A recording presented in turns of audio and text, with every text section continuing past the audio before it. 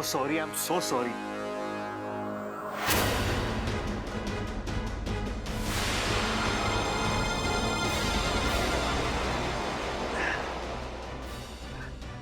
Divya ji, I am really sorry. लेकिन आप यहाँ क्या कर रही है? इच्छा को दूध बहुत पसंद है ना, तो बस उसे वही देने जा रही थी। और मैंने आपका काम बिगाड़ दिया है ना? नहीं, इट्स ओके। आपको पता है ऐसा क्यों हुआ? क्यों? ऐसा इसलिए हुआ क्योंकि हमारे घर में मेहमानों को काम करने की बिल्कुल इजाजत नहीं है। पर ये तो इतना छोटा सा। छोटा हो या बड़ा हो, काम नहीं करना है तो नहीं करना है, बस। दिव्या जी, हम घर आए मेहमान को भगवान मानते हैं, ये हमारे संस्कार हैं। हम उनसे कोई काम नहीं करवाते। तो आज के बाद आप एक अच्छी मेहमान बन के इस घर में रहेंगी और कोई काम वाम नहीं करेंगी। ओके? Good night. आज फिर बचने के लिए इच्छा।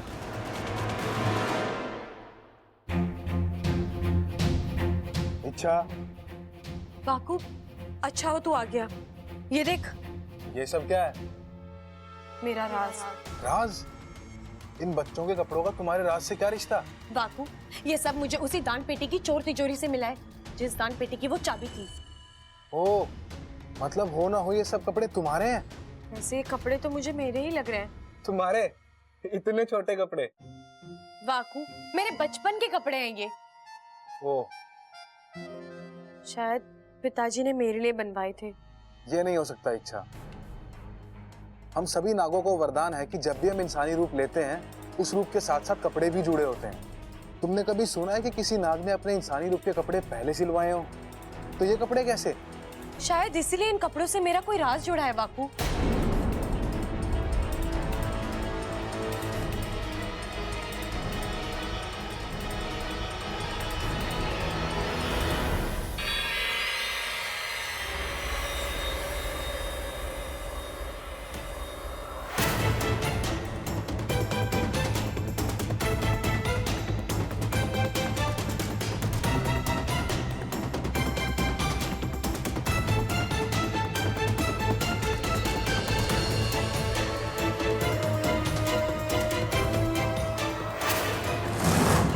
बाकू, इसमें किसी की तस्वीर है, ये देख।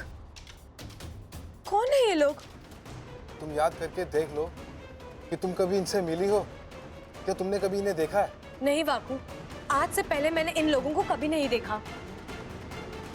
बोल चाल तो दूर की बात है, मुझे तो इनकी शक्लें भी जानी पहचानी नहीं लग रही हैं। ये लोग कौन है? इनका क्या रिश्ता है मेरे साथ? बाकू, मुझे इन लोगों तक पहुंचना ही होगा। बस एक बार ये मिल जाए, फिर सारी कड़ियां अपने आप जुड़ जाएंगी। मेरा राज मेरे सामने आ जाएगा। लेकिन इतने बड़े संसार में इच्छा तुम इन्हें ढूंढोगी कहाँ? इससे अच्छा है एक काम करो, तुम पाकिस्तान जाओ और अपने माँ पिताजी से पूछो कि ये लोग कौन हैं और उनके साथ तुम्हारा क्या रिश्ता है। एक वही है जो तुम्हारी मदद कर सकते हैं।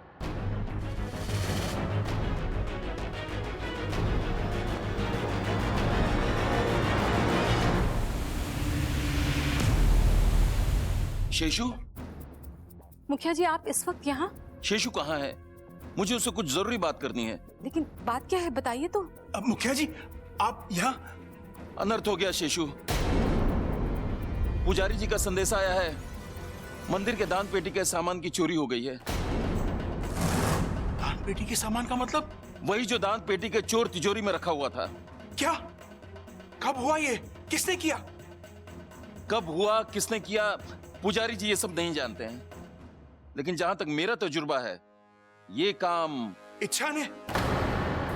एकदम सही कहा तुमने शेषु, मेरा भी यही मानना है। ये इच्छा का ही काम है।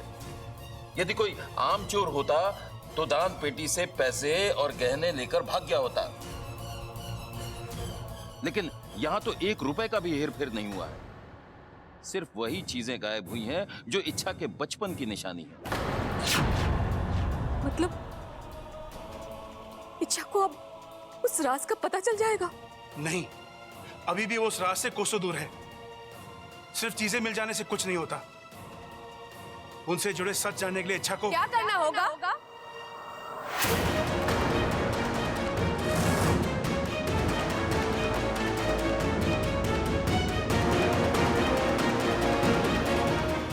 रुक क्यों गए पिताजी?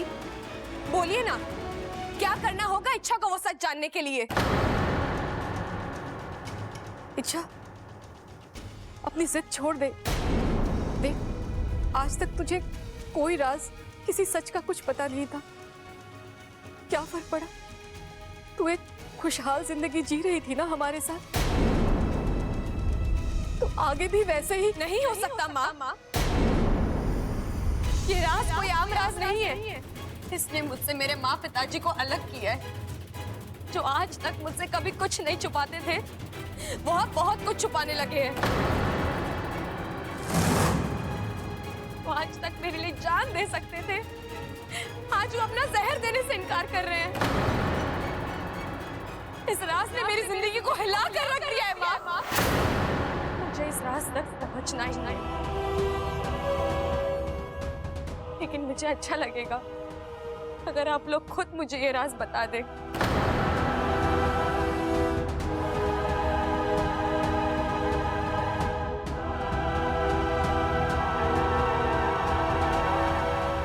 नहीं? ठीक है, अब मैं कोई जोर जबरदस्ती नहीं करूंगी। अपनी कोशिशों से मैं आज यहां तक पहुंची हूं, तो राज तक भी पहुंच ही जाऊंगी।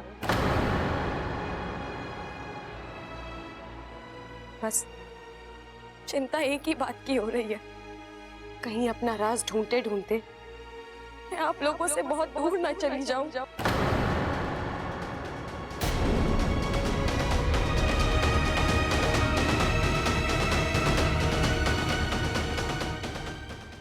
अपने राज के इतने करीब होकर भी कितनी दूर हूं मैं। देखना, इतनी सारी चीजें, इतने सारे सबूत है मेरे पास, लेकिन ये सब एक पहेली बने हुए हैं। पता नहीं ये पहेली कब सुलझेगी। वाकु, तू जा।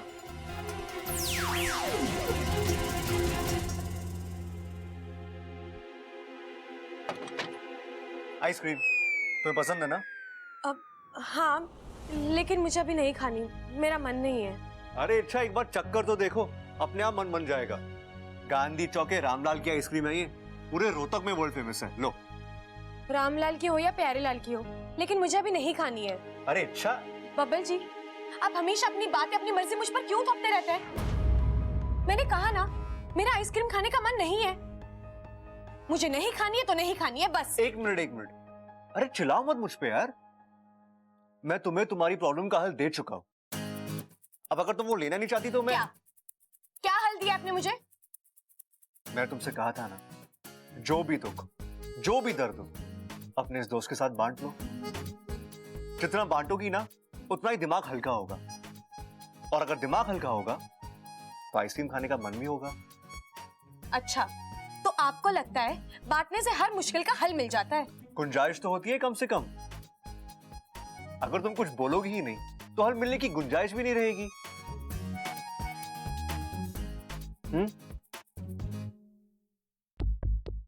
ठीक है, ये लॉकेट देखिए, इसमें इन दो लोगों की तस्वीरें लगी हैं। अब आप बता सकते हो ये लोग कौन है, कहाँ रहते हैं, क्या करते हैं? बिल्कुल, बस मुझे थोड़ा सा वक्त चाहिए और एक सवाल का जवाब। कैसा सवाल? अगर मैं दोनों का नाम पता ढूंढ लेता तो बदले में मुझे क्या मिलेगा? बताइए ना, क्या चाहिए आपको? एक वादा। कैसा वादा? तुम्हें मेरी कोई भी एक बात बिना किसी झिकझिक के माननी होगी। बोलो, मंजूर है? मंजूर है। गुड। अब तुम आराम से आइसक्रीम खाओ। लो, तब तक मैं इन दोनों का नाम पता ढूंढ कर लेके आता हूँ। खाओ खाओ, एंजॉय।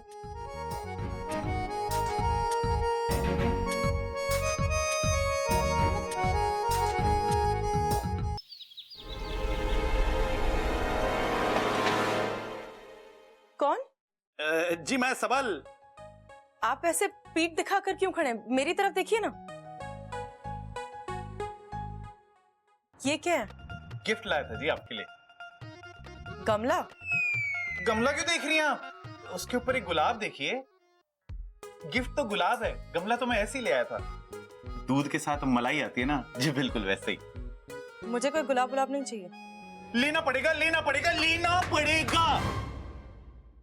हम पहलवान लोग जब कोई एक चीज एक बार दे देते हैं ना, तो फिर से वापस ना लेते। तो फिर वो गुलाब हो या फिर दिल।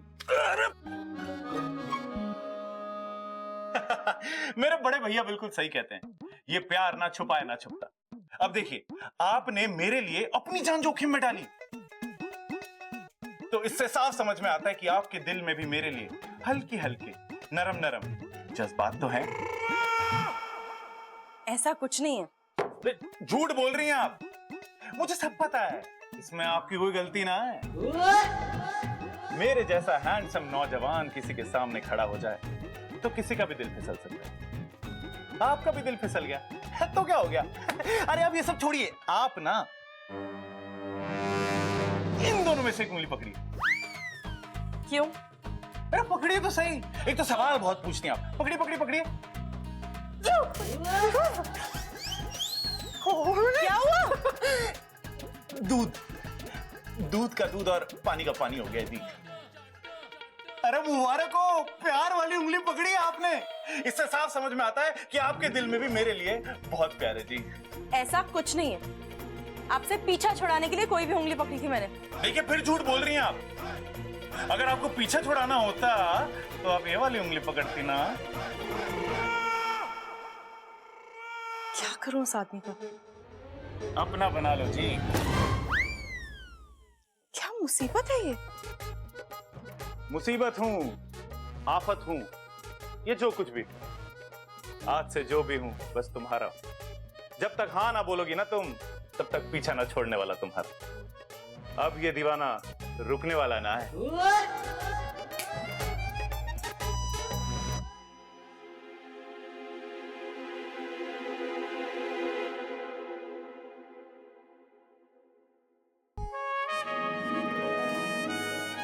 इच्छा तुम अपने बब्बल जी से कुछ मांगो और वो ना दे, ऐसा तो हो ही नहीं सकता।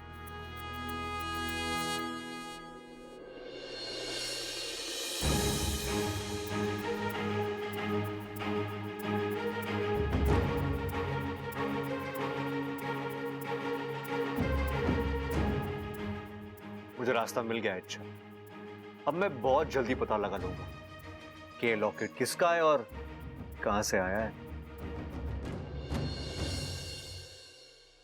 बबल जी। अरे अच्छा, अच्छा हो तुम आ गई। तुम्हारे लिए एक खुशखबरी है। ये देखो, इस लॉकेट के पिछले हिस्से पर उस ज्वेलर का नाम लिखा है जिसने लॉकेट बनवाया है, धनीराम ज्वेलर्स। और मैंने इंटरनेट से पता लगाया कि धनीराम ज्वेलर्स मुंगाना गांव में है। और सबसे बड़ी बात यह है अच्छा कि मुंगाना गांव इसी जिले में आता है, यहां से बस 1.5 घंटे की दूरी पर। हम वहां जाकर इस धनीराम ज्वेलर से पूछताछ कर सकते हैं। अगर यह लॉकेट उसी की दुकान में बनाया गया है तो इसे भी पता होगा कि यह लॉकेट कब बनाया गया था। और यह भी हो सकता है उसके पास कोई रिकॉर्ड हो, या फिर ये लॉकेट देखकर या ये तस्वीर देखकर उसे कुछ याद आ जाए कि ये लॉकेट उसने किसने बेचा था, कब और कहां बेचा था। इच्छा, कोई ना कोई सुराग तो मिल जाएगा और मुझे यकीन है कि इस ज्वेलर के जरिए हम इस लॉकेट के मालिक तक पहुंच सकते हैं। धन्यवाद बबल जी, आपने मेरा बहुत बड़ा काम कर दिया। चलिए हम तुरंत निकलते हैं, मैं अब और इंतजार नहीं कर सकती। चलिए। 1 मिनट अच्छा, 1 मिनट बैठो।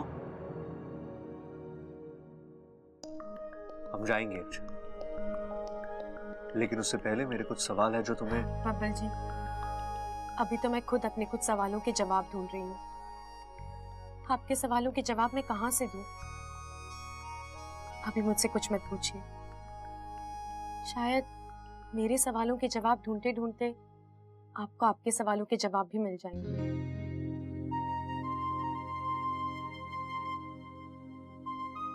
ठीक, तो फिर चलो। जाकर पता करते हैं इस लॉकेट का राज क्या है। चलो।